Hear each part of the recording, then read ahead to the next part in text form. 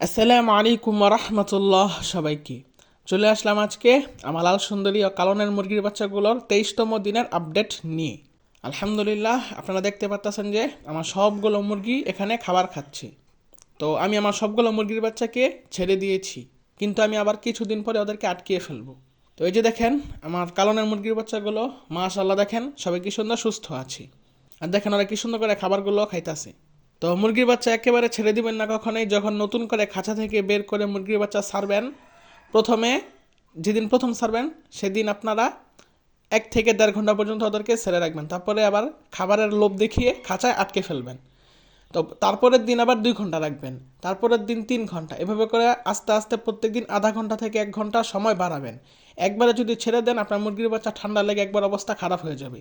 আর এই বয়সে যদি একবার ঠান্ডা লাগে তাহলে মুরগির বাচ্চা গ্রোথ মারাত্মকভাবে ক্ষতিগ্রস্ত হয়। তাহলে সবাই একটু সাবধানে থাকবেন।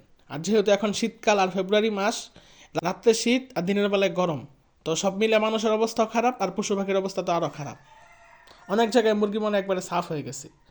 তারপরে যে দেখেন মাশাল্লাহ আমার লাল সুন্দরী মুরগির বাচ্চাগুলো আলহামদুলিল্লাহ ওরাও সুস্থ আছে।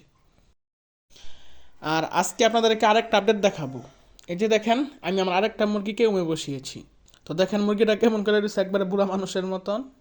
তো আমি ওকে কয়টা ডিম দিছি চলেন দেখা যাক। আয় হায়, বাচ্চা দেখি ফুটে গেছে। মাশাল্লাহ, কিরে বেটা তুই দি মা হয়ে গেলি, জীবনে প্রথমবার ওই বাচ্চা ফুটাইলো।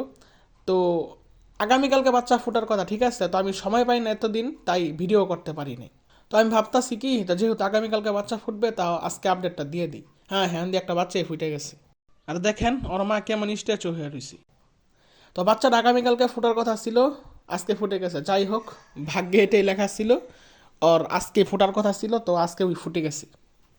তো মাশাল্লাহ দেখেন এখানে আর 8টা ডিম আছে, আর একটা বাচ্চা ফুটছে। তো ইনশাল্লাহ আশা করি ওই 8টা বাচ্চাও ফুটে যাবে আগামীকালকের মধ্যে। তো ওর মাকে আমি অনেক কষ্ট করে ধরলাম। আমি এখন ওকে বাইরে ছেড়ে দেব, কারণ ওই এখন খাবার খাবে। ছেড়ে দিয়েছি, তারপরও এখানেও বসিয়ে দিয়েছি। এই যে দেখেন এখন খাবার খাচ্ছে মাশাল্লাহ। তো যাদের উমের মুরগি আছে, দয়া করে আপনার উমের মুরগির প্রতি একটা বিশেষ নজর দিবেন। সবসময় একটা বিশেষ নজর রাখবেন, কারণ উমের মুরগি কিন্তু বেশি খায় না। তাই ওকে আপনার মানে দায়িত্ব নিয়ে ওকে খাওয়াতে হবে। সর্বনিম্ন হলেও ওকে একবেলা খাওয়াইতে হইব।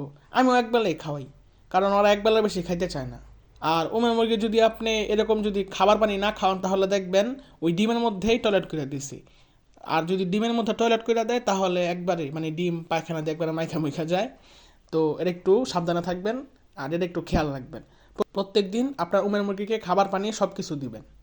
তো যারা যারা এভাবে সুস্থভাবে মুরগির বাচ্চা পালন করতে চান, তাদের উদ্দেশ্যে আমি বলে দিচ্ছি, এই যে এখানে একটা প্লে লিস্টের লিঙ্ক দিয়ে দিচ্ছি। এখানে 8টা ভিডিও আছে। এই 8টা ভিডিও যদি দেখেন, ইনশাল্লাহ আপনি মুরগির বাচ্চা পালনের পূর্ণাঙ্গ ট্রেনিংটা পেয়ে যাবেন। আপনার আর কোনো জায়গায় দৌড়ানো লাগবে না, আর কোনো বাড়তি ঝামেলাও নেই। শুধুমাত্র একটা খাঁচা কিনবেন আর মা সহ মুরগির বাচ্চা ওখানে ছেড়ে দিবেন। আর 2 দিন পর পর ট্রেটা পরিষ্কার করে দিবেন। জাস্ট এতটুকুই, আর কোনো বাড়তি ঝামেলা নেই। আর কী কী মেডিসিন দিবেন সেটা তো আমি ওই ভিডিওতে বলছি। 8টা ভিডিও আছে, একবার বয়স 1 দিন থেকে 33 দিন পর্যন্ত কীভাবে একবার সুস্থভাবে মুরগির বাচ্চা পালন করতে পারবেন।